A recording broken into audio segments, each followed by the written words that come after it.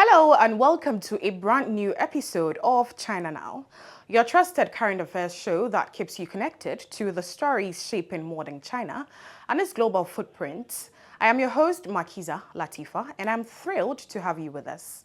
As always, we start with China Currents, our fast-paced segment bringing you the latest headlines, making waves both within China and around the world. Mimi is standing by with today's top stories, and it's a packed lineup. Here's what's coming up. China imposes new anti-dumping duties on a U.S. product, intensifying trade tensions. Now, a Chinese supercomputer makes history as it launches into space. And China and Russia announce a bold new partnership to build nuclear power plants on the moon. Also, China has successfully recovered valuable cultural relics previously stolen by the U.S. Very interesting, right? The Chinese military had teamed up with Cambodia for a large-scale joint drill, and China's latest homegrown aircraft prepares for a high-profile market's debut. And in a week of triumphs, China's aviation sector and the tech giant Huawei smashed multiple world records. It's a fascinating edition ahead, so let's dive straight into it. Mimi, over to you for China Currents. China Currents is a weekly news talk show from China to the world. We cover viral news about China every week and also give you the newest updates on China's cutting-edge technologies. Let's get started.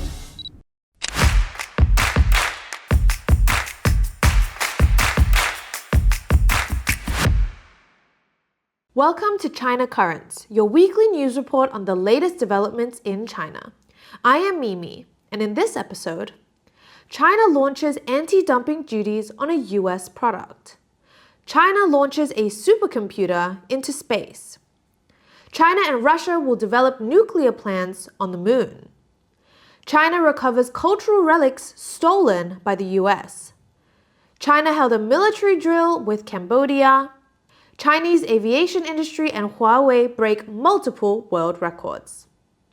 First, a boomerang that is 1 year late. On May 18th, China announced anti-dumping duties of up to 74.9% on imports of POM copolymers, a versatile engineering plastic exported from the United States, the European Union, Japan, and Taiwan Island. This move originally follows an anti-dumping investigation in May 2024, which was triggered shortly after the U.S. imposed steep tariffs on Chinese electric vehicles and computer chips. In January, China's Ministry of Commerce concluded that dumping had occurred and applied preliminary duties, collected as a deposit, effective January 24. Now, according to Sunday's announcement, the highest anti-dumping rate of 74.9% was levied on imports from the United States, while European shipments will face a 34.5% duty. Beijing also slapped 35.5% duties on Japanese imports, except for Ahasi Kasei Corp., which received a company-specific rate of 24.5%, and a general duty of 32.6% was placed on imports from Taiwan Island. POM copolymers are widely used in the manufacture of insulin injection pens, zippers, lighters, and other daily necessities. It can partially replace metals such as copper and zinc. According to GuideChem, the US was China's primary source of high-end POM in 2024, alongside Malaysia, Germany, and Taiwan Island. Now, with new anti-dumping duties in place, that landscape is set for a dramatic and clear reshuffle. Moving on. On May 14th, China started to launch a supercomputer into space, and the first batch of 12 satellites was successfully launched into orbit. Once fully built out, this orbit network aims to deliver mind-blowing computing power, 1,000 peta operations per second. To put that in perspective, the world's fastest supercomputer today, America's El Capitan, clocks in at just 1.72 peta operations. That means China's space system could eventually be 500 times more powerful. Even this initial batch is no slouch. Together, the 12 satellites can crunch data at 5 peta operations per second, roughly 3 times faster than El Capitan. They're also equipped with AI, trained on 8 billion parameters, letting them analyze Earth observation data right in orbit instead of sending it back to ground stations. Why is China launching its most powerful computers into space instead of keeping them within its borders to reduce latency? This is because China's long-term plan is to replace traditional, energy-guzzling data centers. Right now, global data centers drain massive resources. By 2026, they could use as much electricity as all of Japan, plus billions of liters of water for cooling. However, these satellites can run on solar power and dump excess heat into space, slashing both costs and carbon emissions. China's ultimate goal is a network of 2,800 satellites linked by lasers, creating a seamless supercomputer in the sky. If successful, this could revolutionize how we handle everything from climate monitoring to AI, all while taking pressure off our planet's resources. Next, China and Russia take nuclear power to the moon. On May 14th, the South China Morning Post reported that China and Russia have signed a deal to build nuclear plants on the moon. In the memorandum, this project will provide energy for a jointly developed International Lunar Research Center, ILRS, targeted to be up and running by 2036. With the ILRS, China and Russia aim to establish a permanent research base on the moon's south pole by the mid-2030s to conduct fundamental space research and test technologies for establishing a long-term human presence on the moon. Roscosmos said, adding that 13 countries had joined the project. China plans to send astronauts to the moon by 2030 to help build the station. Why is China developing nuclear energy on the moon?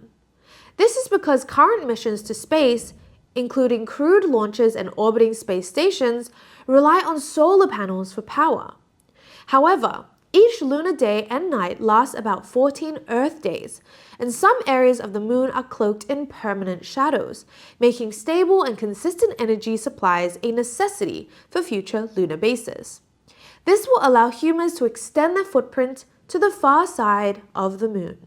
Moving on May 18th, the volumes 2 and 3 of Zidangku silk manuscripts finally returned home to China from the United States. The Zidangku silk manuscripts, dating back to around 300 BC during China's Warring States period, are considered the oldest ancient classics ever found in China.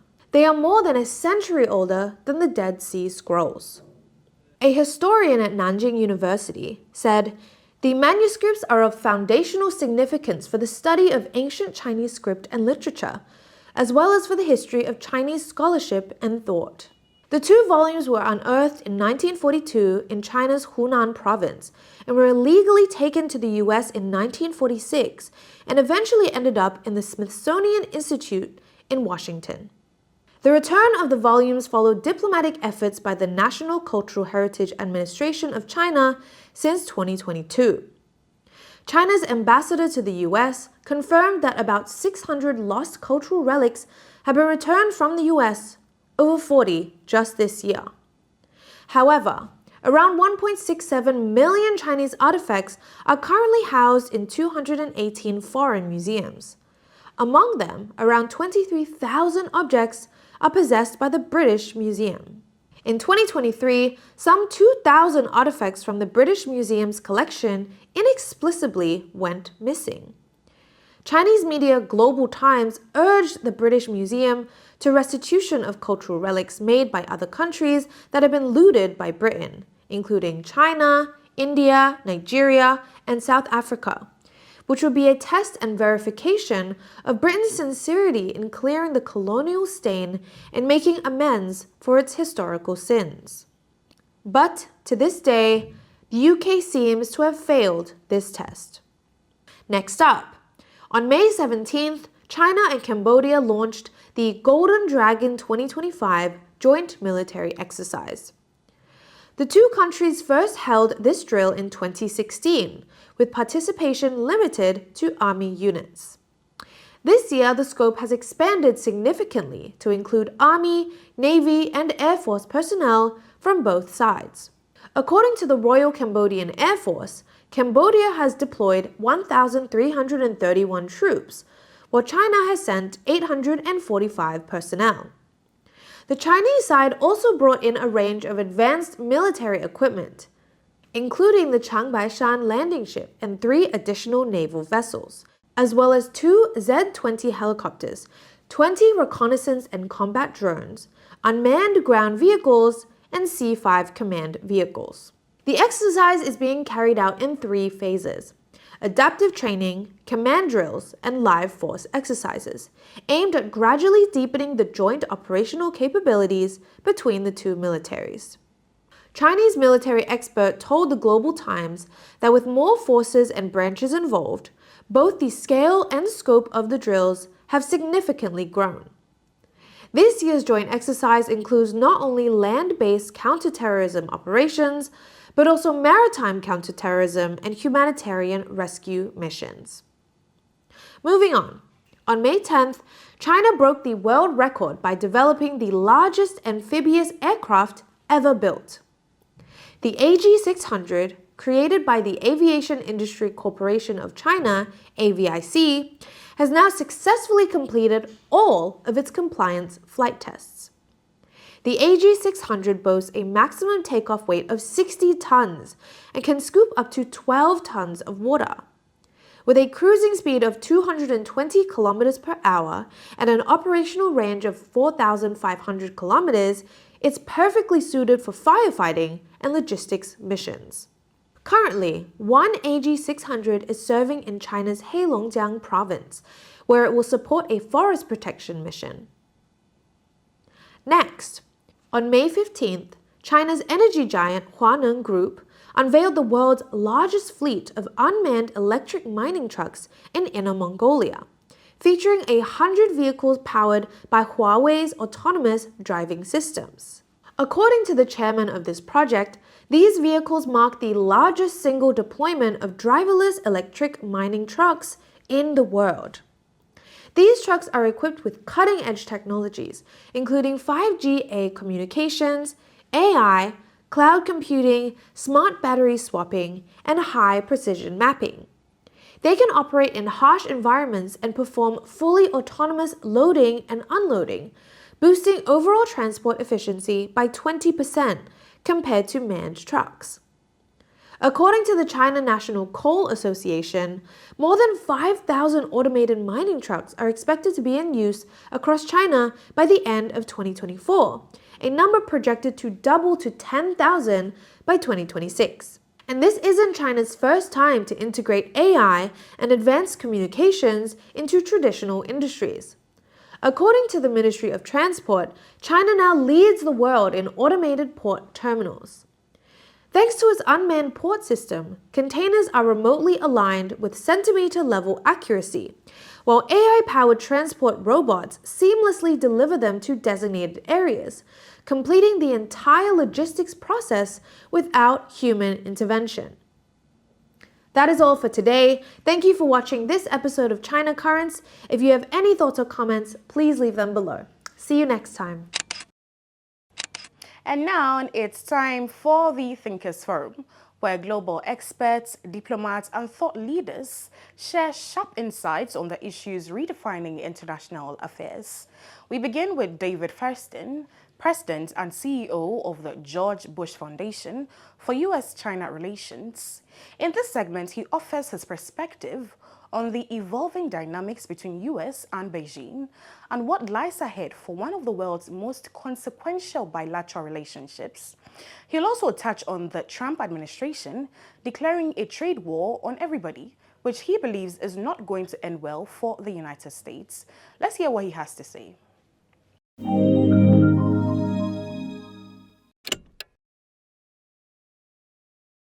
I think turning point would probably be maybe somewhat too strong of a term to use based on what I'm seeing right now. I do think it's a significant moment I do think it is certainly a welcome moment. That tariffs at this level are virtually tantamount to essentially a trade embargo and basically all but a true cessation of trade and a kind of decoupling. That is not sustainable for the United States. It's certainly not good for China. So I think it's an important moment. I think there is an opportunity to potentially de-escalate at least a little bit tonally and possibly substantively. I don't think we're going to see any kind of transformative major deal done. The issues are too complex. They're longstanding. They're not easily resolved. There are systemic issues between the United States and China as systems, as political, social, and economic systems that are not ever going to be resolved and that are not certainly not going to be resolved in a few hours or a couple of days of talks in Geneva. But I think there could be a positive signal sent to the markets and to the world that there is a willingness to discuss these issues, that there is a process that is now playing out to actually try to get to a better place. But I wouldn't overstate what we're going to see coming out of these talks. But I think it'll be the first step in an effort on the part of both the United States and China, but especially the United States and President Trump himself, to try to find a face-saving way to reverse a policy that is really stupid and imbecilic and foolish and horrible for America. But this president can't just unilaterally, or feels that he can't just unilaterally rescind the policy and reverse the policy without having some optic of a kind of concession or some change in either substance or tone from China. Because I think what the US president wants to do is to be able to say, look, I made my point. This all worked. I'm going to declare victory. And for China's part, the tariffs are bad for China. And it's not just the US tariffs.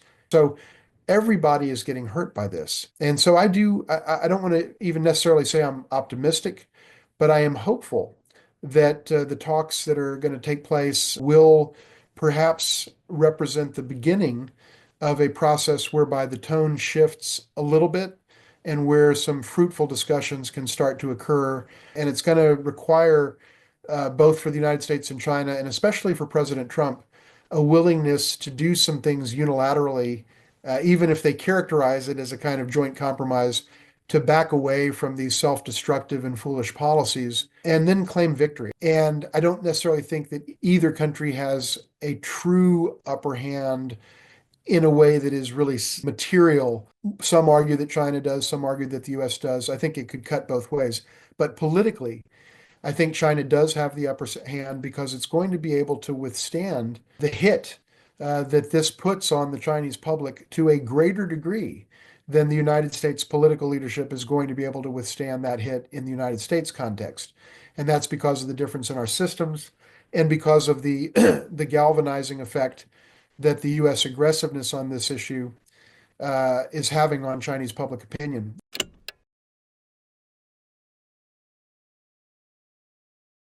I think what China is doing with that messaging and basically calling on other countries to join China in sort of standing strong against what they would regard as bullying on the part of the United States.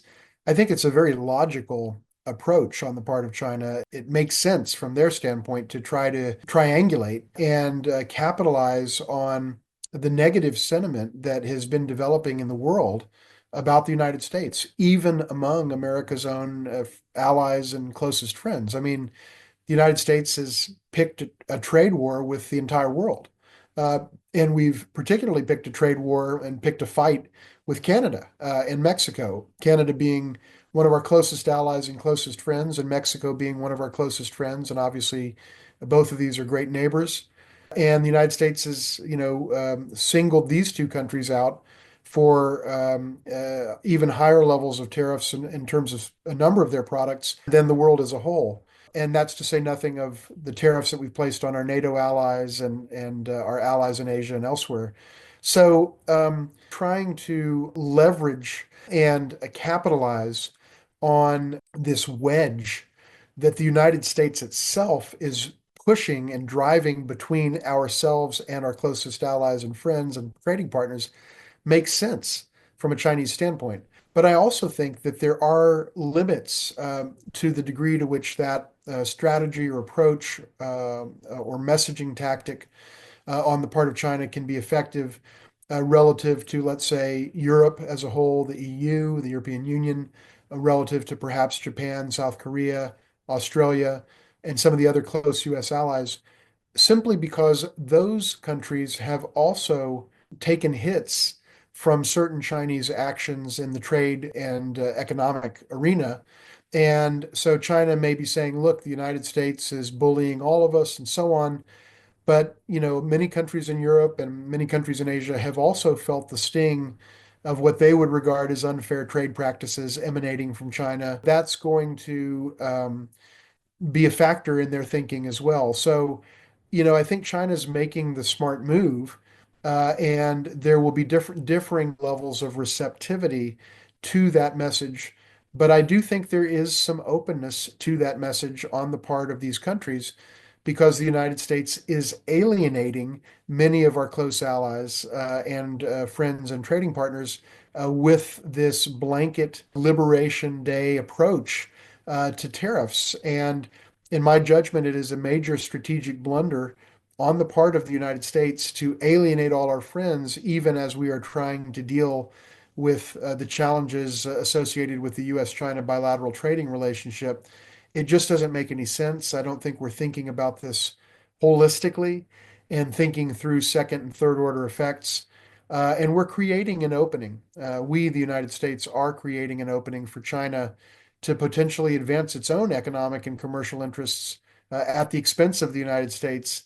And if we're not careful, that could very well happen, and China could fill that vacuum, and the world could very well get fed up with the kind of heavy-handedness of the United States. And I hope that the Trump administration is aware of that dynamic. It's not evident that they are from any of their public statements or from the actions that we've seen thus far. But I hope that they recognize that if we keep going down this road of basically declaring a trade war on everybody, it's not going to end well for the United States. And next on the Thinkers Forum, we turn to Latin America for a regional perspective on China's growing global influence. Joining us is Dr. Enrique Dussel Peters, professor at the Graduate School of Economics, UNAM, in Mexico. He shares his insights on the evolving relationship between China and Latin America, the economic opportunities it presents, and the broader implications for global trade and geopolitics.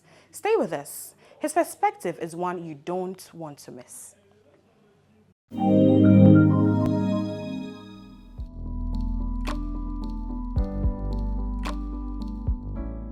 We have been at the Center for Chinese Mexican Studies at UNAM, where I'm the coordinator, trying to highlight this concept of new triangular relationships, no?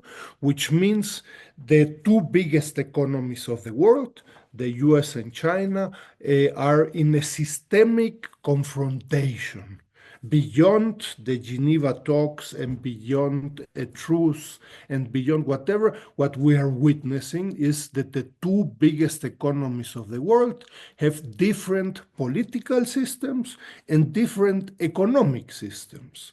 And so far, in the last 10, 15 years, China has been able to outcompete the United States substantially. So the possibility that there is a de-escalation of this confrontation as a result of these Geneva talks is positive for the world and also for Mexico. I remind you, Mexico has a very strong trade relationship, investment relationship with the United States for obvious reasons. We share a more than 3,000 long kilometer border with the United States. We have a very conflictive, difficult historical relationship, but the U.S. is the point of reference for Mexico regarding migration, culture, the financial system, and many other topics. But the presence of China has increased very substantially. I remind you, China is the second largest trading partner of Mexico since 2003. And in 2024, independently of all these discussions we have been witnessing globally between the US and China, etc., in 2024, Chinese imports in Mexico broke the 20% barrier for the first time since we have statistics. No? So more than 20% of Mexican imports come from China. So the possibility that both of the biggest economies and substantial for Mexico, that they talk with each other. This has not been happening since January 20th in the second Trump presidency, that both economies and presidents, not presidents so far, but both countries talk with each other. This is very positive for Mexico, and particularly for foreign firms established in Mexico. I remind you, 70% of Mexican imports and exports are being pursued by foreign firms, mainly US American firms, but also from the European Union, Japan, Chinese firms also, etc. So this is the segment which has been particularly worried and preoccupied by these erratic executive orders of the Trump administration. This provides a little bit, not certainty, but a little bit of certainty in the windows of 90 days. What I can assure you, and based on the work we have been doing, is that as a result of this systemic competition between the US and China, the confrontation will continue. I believe that a lot of the discussions in the media, there has been a lot of attention regarding the trade war, no? But in most of the discussion, there is not a sufficient understanding that the confrontation is at all levels. No? It is regarding culture, closing more than 100 Confucius institutes in the US. Today, you do not have one single Confucius institute in the US. Diminishing very strongly Chinese tourism. Flights between the United States and China have not disappeared, but they are much lower levels than 2-3 years ago. Also regarding educational exchanges, academic exchanges, etc. So it goes far beyond trade, also in terms of innovation, semiconductors, electric vehicles, etc. So my prediction is that independently of these 90 days, this systemic competition and the confrontation between the United States and China will continue. The measures of the United States today are coming far too late. No, China has been picking up and has been able to increase innovation and R&D in a surprising and very dynamic matter. There is a very interesting document and analysis by ASPI, Australian Strategic Policy Institute. They do a study regarding the main 64 global value chains and the nationality of the leading firm. In the early 2000s, the United States had the leadership in 60 of the 64 core technologies.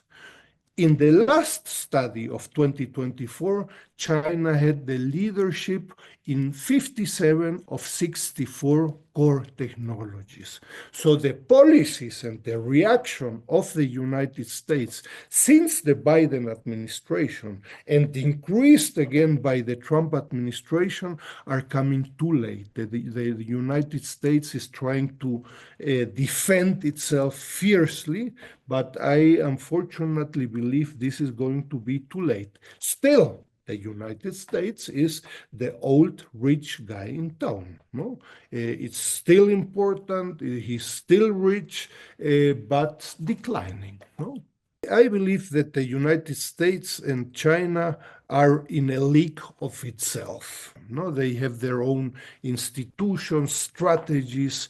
They have their own ability to diversify trade, for example, such as China has been doing in the last 5 years, a very strong diversification of trade, and so China has been exporting more to Russia, Brazil, Mexico, and to the global south.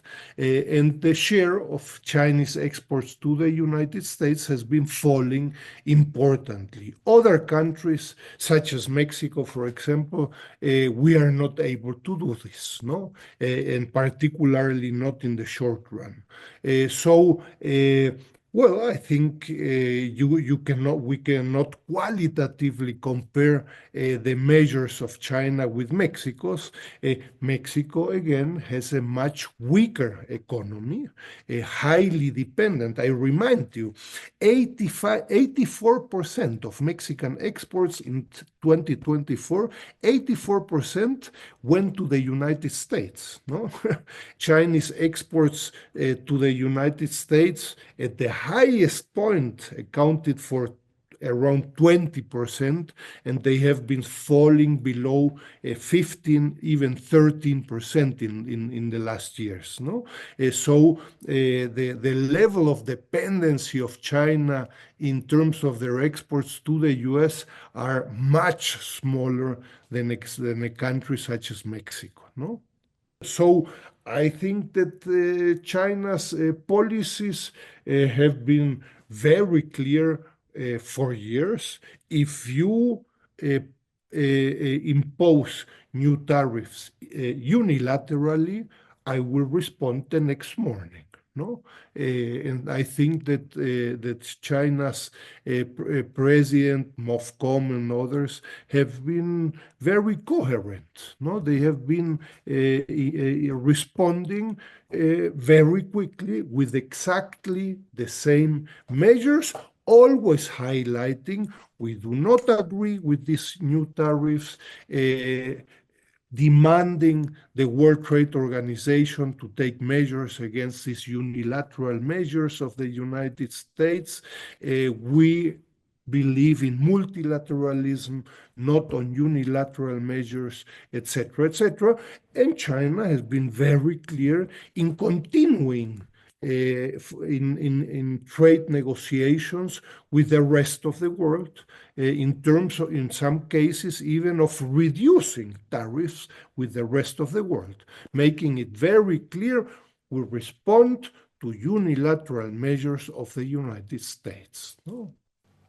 And to wrap up this edition of the Thinkers Forum, we bring you a dynamic discussion featuring a panel of seasoned voices. Joining the conversation are Xiaoli of Wave Media, George Yeo, the former Minister for Foreign Affairs in Singapore government, and Albert Wang, respected current affairs commentator. Together, they dissect the shifting global order, the evolving power dynamics in Asia, and what these changes mean for regional stability, for trade, and for diplomacy. It's a timely and thought-provoking discussion. Let's dive in. You said earlier that you get a lot of requests to fly to the United States to, interestingly, not tell them about ASEAN, but tell them about China. And correct me if I'm wrong, but at some point, I remember you saying somewhere that you find yourself inadvertently becoming a spokesperson or a specialist analyzing China to the West. What are the key points you are most keen to make to people in the West or in the United States today? And what are the biggest blind spots that they have about China, you think? I want to retire American National Security Advisor. I said, the Chinese understand you more than you understand them. Oh, definitely. Definitely, yeah. You see, definitely. Absolutely. He was so shocked. Uh-huh.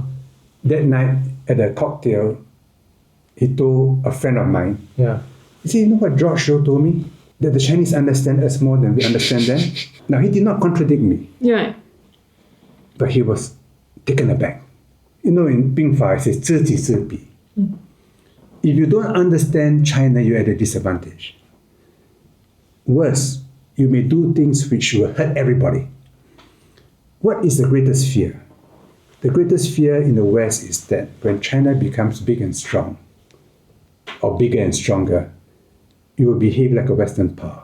That is the assumption, yes. You will also become imperialistic. That is the assumption, yes. You want to capture population, you want to capture territory.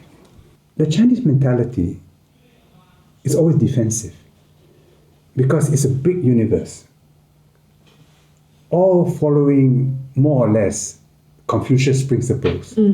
So if you go to a room, people know how to behave. You say, okay, let's pose for a photograph. Everybody knows where to stand. If you're a junior, you don't stand in the middle. And if you're a senior, you stand somewhere in the middle, right? Until someone says, stand here. Right? So this is instinctual for all the chopsticks people. But for the non-chopsticks people, it is not obvious. So you have to deal with non-chopsticks people. It's a bit mafan, you know. You have to tell them. And you don't want to tell them because they are rude to have to tell them. Yeah. So Chinese people prefer to govern Chinese people. And that's why China is 92% Han. This is not an accident. This is not the result of one or two policies. It is deep in the culture. It's a highly consensus-driven society. And, you know, I remember what Zhuge Liang did to Meng Huo in the 三国演义. Why don't you kill him? If you kill him, somebody else will take his place. Yeah. Why don't you 占领? Then my problem is bigger. That's expensive. Yeah, so just make the same point again and again until you have good relations. Yeah. That is the best. So that is the wisdom of Chinese statecraft. And it's always protecting itself. The Great Wall, you control the media, you control the capital markets, you have the biological wall, you have controls on Hollywood movies, on education, on books, on everything. Why? It's defensive. Yeah. This, the Western countries don't understand. If they understand this, And this is why this is the longest continuous civilization in modern history. partly, but if they understand this, then they'll fear China less. What they are afraid is China now has a navy, aircraft carrier, is going to invade me. The Europeans said China is a threat. How is China a threat to Europe? Would China invade Europe? Would China send aircraft carriers to the Baltics, to the Mediterranean Sea, to the North Sea? I can't imagine China ever doing such a thing. In fact, China says, you America, you do it. Well, good luck to you. And then they say, actually, it's stupid. But anyway, good luck to you. Yes. So in the Middle East, the US is always taking sides, you know, for Israel, for this, for that. China's position is, you know, I have enough problems in my own family, you know. Good luck to you. You know? How can I interfere in your family when I can't solve all my own family's problems? This is a very uniquely inward-looking civilization. Or maybe all the old civilization. I think it's learned from its mistakes in the past. Yeah. Yeah. That every time you go beyond the limits, it leads to grief. So better to be restrained. How do you define, you said the world is entering multipolarity. How do you define a multipolar world? Well, we're used to American dominance. I mean, after the Second World War, they were 40% of global GDP. Then you had a Cold War with the Soviet Union, but there's very little interaction. Then after the Berlin Wall fell and the Soviet Union was dissolved, America, in their own estimation, became the new Rome. There was no enemy. It was the end of civilization. Then they saw China, which they were helping, growing bigger and bigger. And then China setting a bad example to other countries that the Western road is not the only road that they can take. And in fact, more and more in the developing world, they've come to the conclusion that the Western road is a dead end for them. Yes. So they better find their own road. They can't take the Chinese road. It's not possible. No way, yes. But they can find their own way to the future. So China's success is a criticism of a prevalent Western view that my values are universal and that the only way to the future is my way. So that is no longer the view in the third world, in the global south. So you're saying that one, what multipolarity means is that a paradigm shift in the mindset, in how people think and view the world, and the values that we hold. But it also means greater instability. Liu Cixin Santi. The moment you have three, you can't predict. Your multipolar world is very hard to predict. It's very unstable. They're moving all the time. So for a small country like Singapore, suddenly we have more room. It's also more dangerous. When there's only one sun, then our orbit is predetermined. It's very easy. If there are two suns, we have more freedom. If there are three suns, then it's a headache, right? This is the world we're entering. And which is why you need a mentality and a moral system, what China calls a future, a common destiny. Yeah. What Pope Francis called a common humanity. If you don't have that, the technology that we have can enable us to kill each other much more effectively and quietly. It's very dangerous. The technology which the human mind has created can destroy humanity. So without a moral sense which takes control of this technology and puts it within bounds, it's like fire or nuclear energy. It can destroy us. So this moral sense, China is trying to introduce.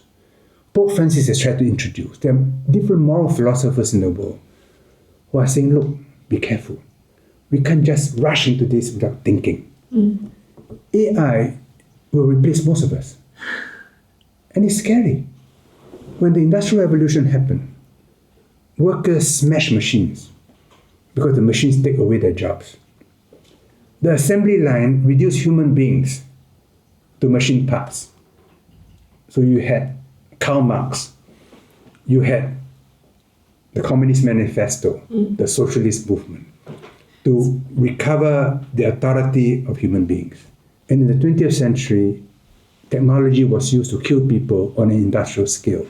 So if we're not careful, in this century, there will be terrible things happening because of technological development. So this moral sense is very important. Actually, at the beginning of the conversation, you mentioned that you think China is keep doing experiments and keep analyzing the experiments, and that's why Policy you feel level, that's why you feel China is young, because we don't have that sense of end of history. I don't think Chinese people will ever talk about now we have the best system or now we have the end of the history. But this happens in the United States even before the end of the Cold War, right? I think Professor Fukuyama wrote that book before the end of the Cold War. I think it's quite important for the world stop competing on who has a better political system, because political system is only a way you choose how to rule yourself or how to deal with all the games happens within your border. I think maybe the end of history or maybe the next stage of the human civilization's chapter should be competing on who has a better idea to deal with our mutual problems, such as climate change, such as how AI will serve the human civilization instead of replacing our civilization. It'll be interesting to see how different civilizations, different countries put AI to use.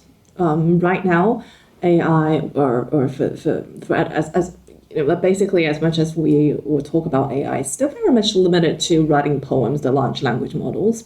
But really, in China, at least I wouldn't say just in China, but I'm sure it happens in some other countries too, is that the application of AI in real economy and in medicine, in pharmaceuticals, in production lines, so things like that. It's not just about, I think the point about what we're discussing is that the philosophies, the values behind each civilizations, and it'll be interesting and challenging to see in the 21st century how different civilizations apply a technology like AI.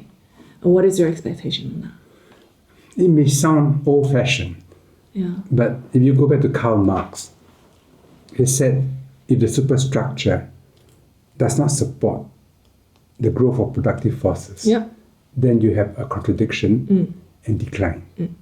AI is a new productive force. So that the superstructure doesn't adapt to it, the society will face severe internal contradiction. When China took the decision to make DeepSeek open source, that to me was a highly strategic move. In America, a few companies dominate, and they give you an app, free. But if you are a business and you want to make use of a large language model to build your own model, you pay. By making it open source, China says, no, I've invented the wheel. Everybody can use the wheel. You don't have to pay me a royalty. Use the wheel. You use the wheel. Everybody use the wheel. The whole country uses the wheel. The whole world now uses the wheel. This has big implications on economics and social matters. And I think it's good for the world. And the people in America who say, no, every time you use my product, you must pay me, they are monopolies, right? I think they'll run into trouble. But there will be some societies which will be so frightened, they will prevent technology from being applied. Then Karl Marx's theory will come into effect. They will meet internal contradictions. The countries that quickly adapt, make mistakes, learn from mistakes, adjust, move further, they will be best adapted to the new technologies. Well, part of the reason why a lot of the new technologies in China are going like DeepSeek, there's not just one DeepSeek. There are many DeepSeeks to come. Yes. Like the reason why they're able to adapt the open source business model is because China as a single market, let's not even talk about the global market, just as a single market is large enough to facilitate, to incubate these new ideas. Yes, without the size of the Chinese market, the U.S. would have maintained its dominance for much longer. I mean, they tried to kill Huawei. They could not, because of the internal market. You're an advisor to Huawei, right? Can we make that public? Okay. Yes, it's public, in Singapore. Yeah. I mean, you're Samsung, you're Ericsson, you're Nokia. You have to 听话. If U.S. says, do this, you do this. Don't do that, you don't do that. But China didn't have to. So they tried to kill Huawei. They failed. What was your advice given to Huawei? No, I didn't want to join Huawei at first because it was radioactive, and I'm retired. 太麻烦了, why do I want to get involved in this? Then it was bullying. I felt a little angry. I said, no, this is wrong. So I said, no, I'll support it. I'll support it. Because they were doing a good thing. I don't believe they were spying. And the way they responded, I mean, I shared that pride. It's the spirit is indomitable. Yeah. So I visited the campuses in Shenzhen and Dongguan. I watched what they do, how open they are. Ren Zhengfei decided, don't be trapped in the Chinese mind. So everything about Europe, force the mind to open up to a different world, to a different philosophy, so that you're open for new ideas. That's very far-sighted. It's incredible, the kind of philosophy which drives Huawei. And that brings us to the end of this week's edition of China Now. A heartfelt thank you to our guest, our panelists, and of course to you, our viewers, for making us a part of your day. Remember, we are here every Saturday at 8 a.m., bringing you the latest stories, bold ideas, and in-depth conversations from China and across the world. We'd love to hear from you, so don't forget to send in your thoughts, your comments, your feedback, and suggestions via the email provided below. I am Makiza Latifa, and as always, it's been a pleasure talking to you on this journey of discovery. Until next week, stay curious, stay informed, and see you soon.